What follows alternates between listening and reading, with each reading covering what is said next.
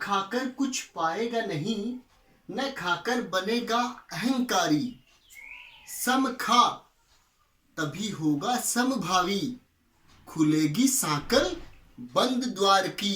यहां वाले द्वार की देखो, खा खाकर कुछ पाएगा नहीं, यानी अगर अपने ही स्वार्थों की पूर्ति करते रहोगे तो कुछ पाएगा नहीं, आपको बदले में कुछ भी मिलेगा नहीं। बदले में मिलने का मतलब क्या है कि मान लो अगर हम सिर्फ अपने ही स्वार्थों की पूर्ति कर रहे हैं, कोई पुण्य कर्म नहीं कर रहे हैं, तो हमारे भाग्य में कुछ लिखा ही नहीं जाएगा, क्योंकि भाग्य तो कर्मों का फल होता है। तो देखो, खा खाकर कुछ पाएगा नहीं, न खाकर बनेगा अहंकारी। अगर न खाकर यानी किसी से कोई मदद लोगे ही नहीं तो अहम आ जाएगा, अहंकार आ जाएगा, तो जीवन क्या बन जाएगा? अहंकारी बन जाएगा। सम खा, सम का मतलब है बराबर, सम खा तभी बनेगा समभावी। समभावी का मतलब समान भावना वाला। तो सम खा यानी जीवन में संतुलन बना, अच्छे कर्म करने दे और अच्छे कर्म खुद भी कर। सम खा तब बनेगा समभावी, खुलेगी सांकल बंद द्वार की। यहाँ पे बंद द्वार की सांकल खुलने के दो अर्थ हैं। पहला अर्थ, तुम्हारा दिमाग जो है वो खुल जाएगा, छोटी भावनाएं संकीर्णताएं नहीं रहेगी।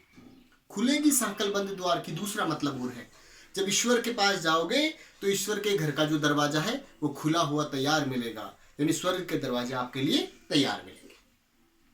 वाक्य क्रमांक 3, ये बहुत ही सुंदर है। आई सीधी राह से गई न सीधी राह, सुषुम सेतु पर खड़ी थी बीत गया दिन आह। जेब टटोली कोड़ी न पाई, माझी को दूं क्या उतराई। अब एक छोटी सी कहानी मैं आपको बताता हूं जल्दी जल्दी, तब ये समझ में आएगा। एक बच्ची है, वो शाम के समय घर से निकली और छोटी बच्ची है तो अंधेरे में दूर तक चली गई, नदी को दूसरे रास्ते से पार कर लिया, लेकिन आते समय रास्ता भूल गई। अब रास्ता भूल गई तो क्या हुआ? देखो, आई सीधी राह से गई न सीधी राह, बच्ची खेलने चली गई, वापस लौटते टाइम रास्ता भूल गई। सुषुम सेतु पर खड़ी थी बीत गया दिन आह। अब वो नदी के किनारे आकर के सोच रही है कि जाऊं तो कैसे पार जाऊं। फिर उसको कोई नाविक मिल गया जो कि नाव चला करके उसको नदी पार करा सकता है, लेकिन वो सोच रही है जेब टटोली कोड़ी न पाई।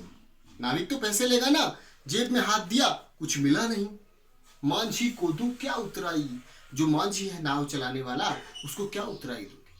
अब इसका वास्तविक अर्थ समझना बहुत अच्छा है। कवियत्री कह रही है, आई सीधी राह से गई न सीधी राह। आई तो थी सीधी राह से, यानी मनुष्य बन गई थी, अच्छे कर्म करने का मौका मनुष्य जीवन में मिलता है। आई सीधी राह से, गई न सीधी राह है, सब बच्चे समझ पा रहे होंगे। सीधे रास्ते पे गई नहीं, यानी सदकर्म मैंने किए नहीं। सुषुम सेतु पर खड़ी थी बीत गया दिन आह। यहाँ पे सुषुम सेतु का मतलब है, लोग सोचते हैं कि मैं ऐसे श्वास भर के ध्यान लगाकर बैठ जाऊं तो ईश्वर की प्राप्ति हो जाएगी। सुषुम सेतु, ध्यान लगाकर बैठ गई, बीत गया दिन आह। दिन बीत गया मतलब जीवन बीत गया। यहाँ पे दिन का मतलब जीवन है, बीत गया दिन आह, पूरा जीवन बीत गया।